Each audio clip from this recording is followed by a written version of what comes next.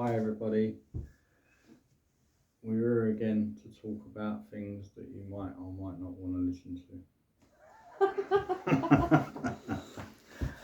So we made a channel and put up our first video last week and just completely brain farted, did not manage to really say a lot or not anything that needed to be spoken about.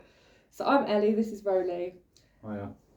We have 5 children and we're going to live in a caravan. That summarises that. You can go look back at our first video if you want to.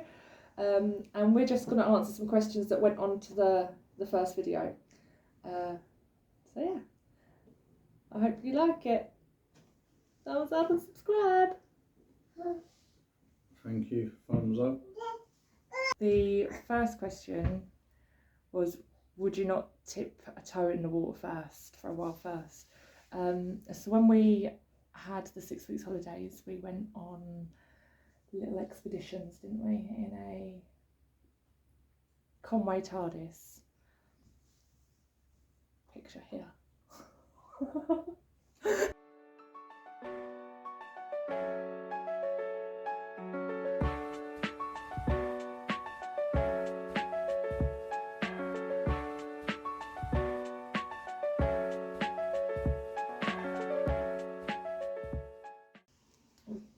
We really enjoyed it, is the basis of it. Once it was up, so there was quite a lot of, because you have to put it up, fold it up.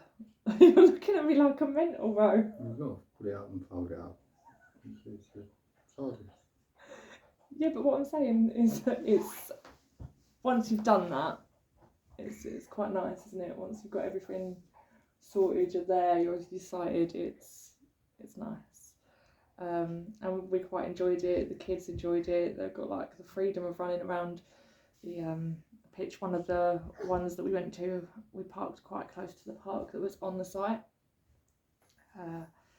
so that was good. And we got to go to the beach, and yeah, obviously that was for the summer holidays, but we kind of dipped our toe in at that point, and that's really when we decided to do this, isn't it? So we've been thinking about it for a while, but that's probably the point where we started thinking about doing it full time. The other question is, will we be homeschooling the children? Yes, we will be homeschooling the children. So we have 2 at the moment that are in compulsory school age, but we will have Camden who's reaching compulsory school age.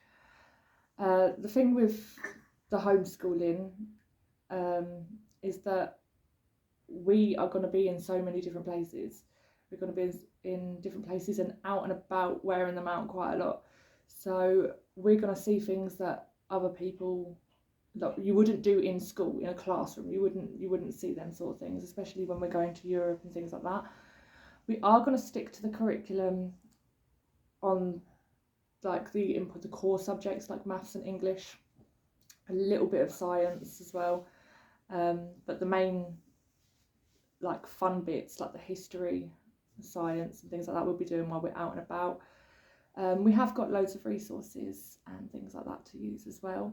We have kids of different ages, so that obviously means that we have to tailor our approach to homeschooling in different ways, which for the parts where they're doing it at home or the caravan, and we're using the resources, that part's not so difficult, but obviously trying to get an 11-year-old to understand something and a 5-year-old to understand something, the way that you do it is obviously quite different.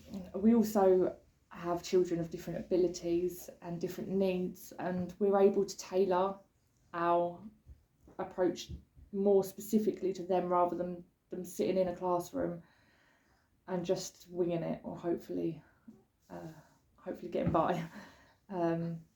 So for instance, if one child's handwriting needed work, we could focus on those little things that would usually get skipped in school, because there's obviously a whole other bunch of children. The chemical toilet would fill up pretty quickly with such a big family, filling the water tanks, emptying the water tanks, and having showers with my long beautiful hair. Thank you.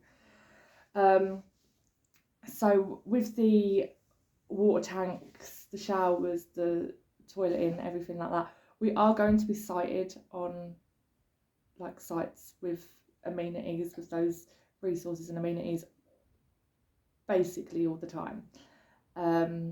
The chemical toilet and the shower and things like that, they're mainly going to be used at night time because we don't want the kids having to walk down to the toilets in pitch black or anything like that.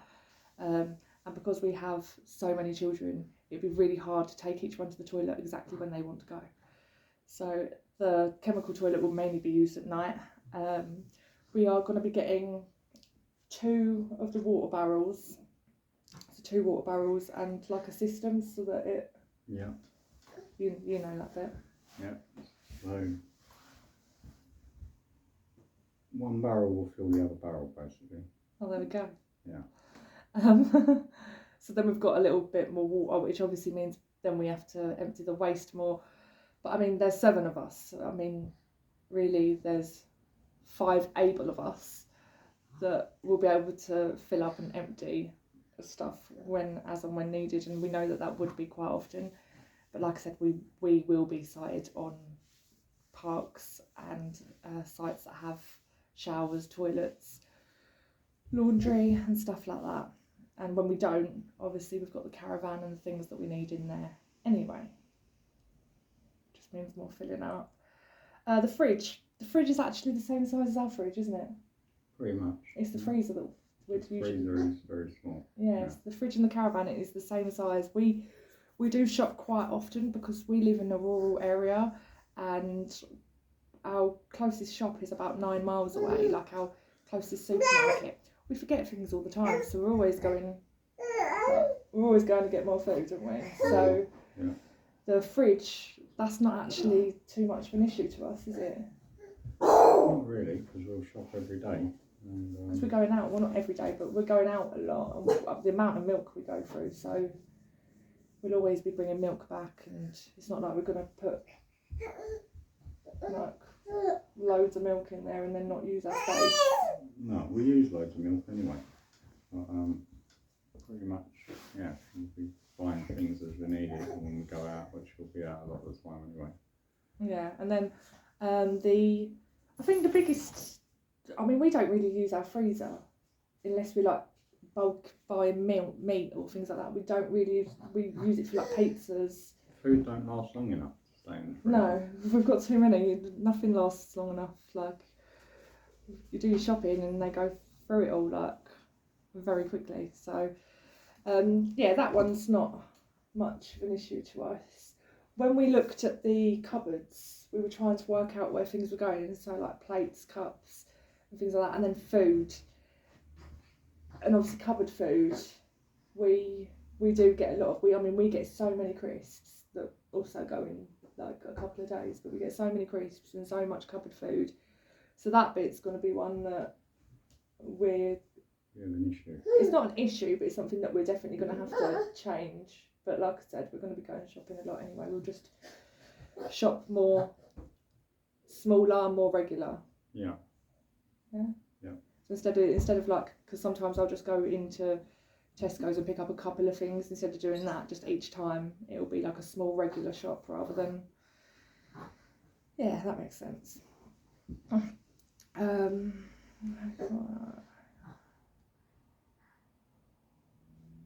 Yeah, that was this one.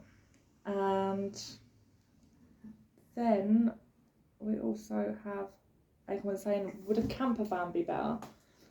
So we do like camper vans. Vans are very nice and they are for some people, but in our needs we're better off to drop a caravan on site, unhook it, and we've got a car for we did to drive about. So we did talk about it, and obviously for us, because of being a big family, a camper van or a van conversion or something like that would always be too small. A motorhome, now there's so many things you'd have to think about with that, because obviously if you could get into the coach or whatever, if you could get into the bit where all the buttons and the driving, imagine Camden with that. He already flattened the battery on our old car by pressing buttons. Yeah, he did. So that certainly wouldn't work. Our main reason why we didn't go for a motorhome was because we need a car. We need to be able to, like Rolly said, drop it off and be able to still go places in the car. And we need a certain type of car. So a lot of people, they have a motorhome and then they tow a car behind. But because we're such a big family, we need a big car. Yeah. A big car that has boot space, and it needs particular things from the car. Now the car that we've got is a Mitsubishi Shogun. Yeah. It's a brilliant towing car, and it's big enough for the family, so that works. And that's like our ideal car for the family. So yeah, that is realistically why we didn't go for a motorhome or camper van. Yeah, pretty much, because we'd be stuck with just being on site and not being able to travel anywhere without So it's like packing everything away. Yeah, if we just wanted to go to the shop or something, we've got to make sure everything's secure, make sure everything's packed away, and then, I mean, we don't plan to just go around day by day. It was like we're going to be sighted for about 3 weeks, 2 to 3 weeks in each place, maybe even pretty much all the time. And so we will be bringing the awning out because that doubles our space. We will be doing all that, like getting the awning all set up with like furniture, the projector and things like that, and the little wardrobe things that we have. We'll be doing all that. So we wouldn't be able to obviously pack all that away just to go down to the shop, because that'd be a lot. That'd be a lot of times we'd have to do that. So that's it would be a lot of times, a lot of aggravation with the kids. Yeah. This way we can just jump in the car and go, come back, and the caravan's set up. Yeah. So if things were different, and if it was us and we didn't have the kids, or if we had 1 or 2 kids. Yeah, we already spoke about this, and we probably would have gone for more of a mobile home. Motorhome. Yeah. But with a big family like this, I think this covers our needs. Yeah, it does, yeah. It'd be a lot better for us in our situation.